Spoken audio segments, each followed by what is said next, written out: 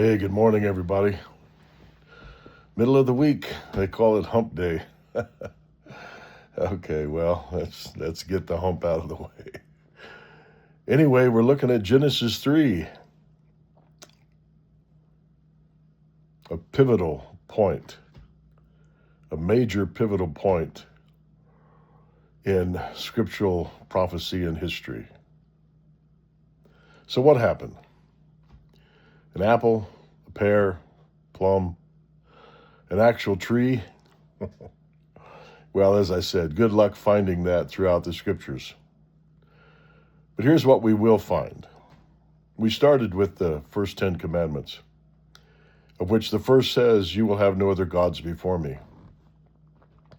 This was the woman's first mistake, as well as Adam's.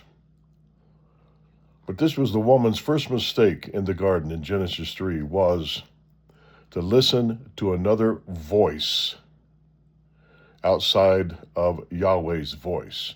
Yahweh's voice was specific, it was clear, it was absolute, it was exact. The tree of the knowledge of good and evil. Don't touch it, don't eat it, don't partake of it. When you do, you die.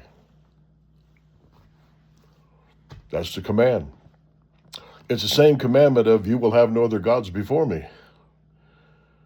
Very clear, very precise. No gray area, no negotiation. So we ask ourselves the question. We ask ourselves this life or death question. We are all faced with it. No one's exempt. Is this God that made these commandments? Is this God that declared in the first one, "You will have no other gods before me"? Is this God, this Yahweh, this I am that I am? Is he the classical ultimate narcissist?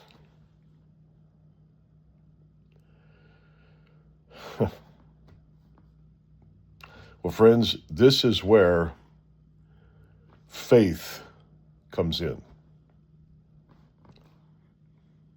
Even though there's unlimited evidence out there of this one God who is speaking here in Exodus 20, it still requires faith, because it sounds like he's a narcissist. It sounds like he's so full of himself that he wants all the attention. The reason he says, "You will have no other gods before me," simply is this: he is the only source of absolute truth, absolute life. And all these other gods he's referring to, "You will have no other gods before me." They're not eternal. And he's the only one that's eternal. He's the only one that cannot change. These other gods change continually based on lust, based on opinion, based on selfish ambitions, based on personal agendas and intent, and on and on and on we could go. He's wanting to save Israel, as well as us, from destruction. He's wanting to save us from the thief who comes to steal, to kill, and to destroy. He's wanting to save us from deception and lies. He's wanting to deliver us and redeem us from our adversary, the devil, who goes about as a roaring lion, seeking whom he may devour. He wants to deliver us from Satan himself, who is transformed into an angel of light to deceive.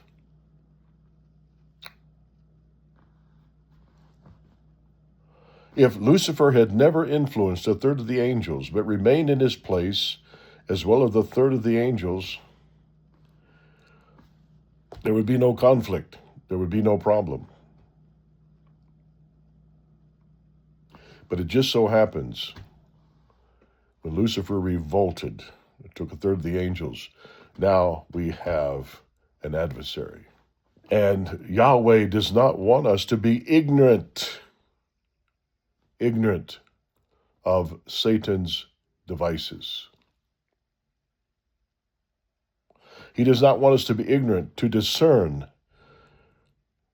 Satan's counterfeit.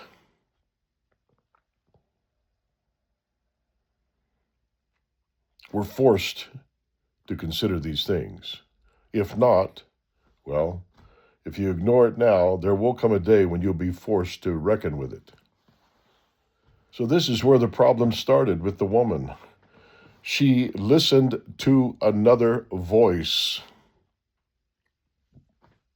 that was deceptive, that was alluring, that awakened her lust for something else. He convinced her of a lie. He convinced her that his voice was more important and more truthful than Yahweh's voice. Oh my, there's so much we could say about this. Lucifer, through the serpent, was the first deceptive preacher. He was the first deceptive politician.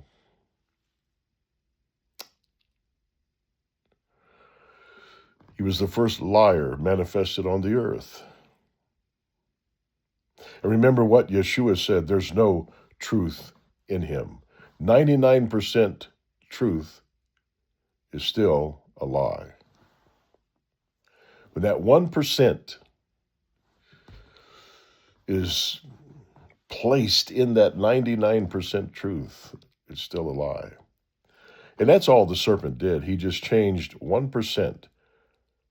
You will not die. You will not die. One little word. Yahweh said they would die, and the serpent says, you will not die. Friends, it's something to consider. For Yahweh knows that you will be as gods, plural, knowing good and evil. Well, Yahweh did not want them to be as gods, knowing good and evil. He wanted them to just listen to one voice. That's what Yeshua did. He said, I do nothing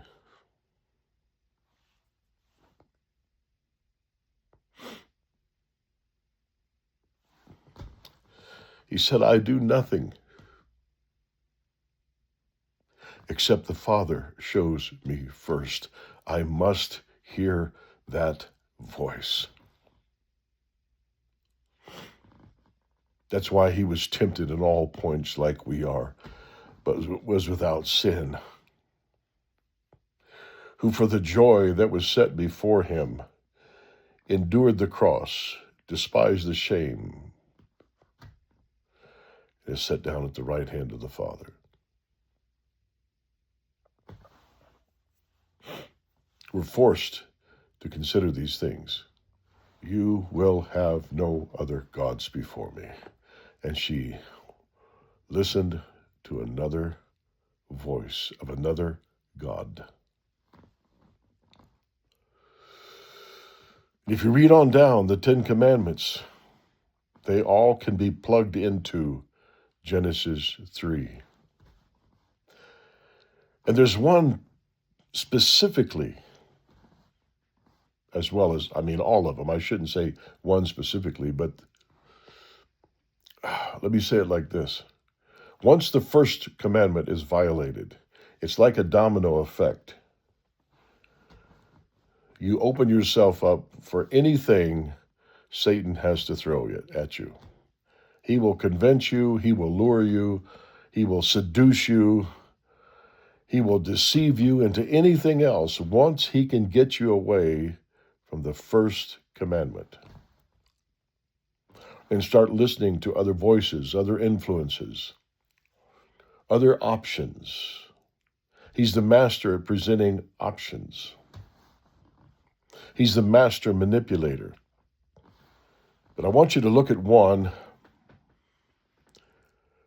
And if you notice, in the first 10 commandments, which lays the foundation for the other 600 and something laws, there's one that brings specific emphasis.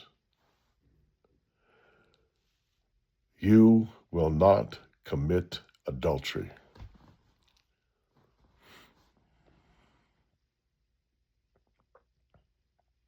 You will not commit adultery.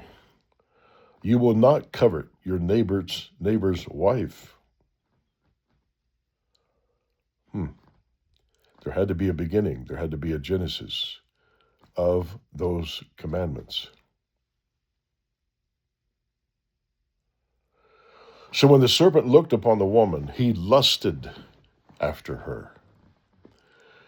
And Satan, being as wise as he is, he's wiser than Daniel. He knew that if he could arouse the lust in the woman, he could complete his mission and overthrow God's plan. He knew that if he could allure and seduce the woman, arouse her lust, he knew that he could place his seed. Genesis also refers to the serpent seed. So the serpent had a seed. The serpent didn't have an apple. The serpent didn't have a pear. The serpent had a seed. And there's enmity between the woman's seed and the serpent seed.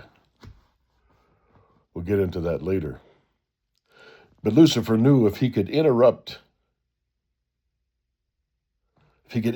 God's plan, which God's plan was, everything was to come by the spoken word. If he could interrupt that and place his seed in humanity,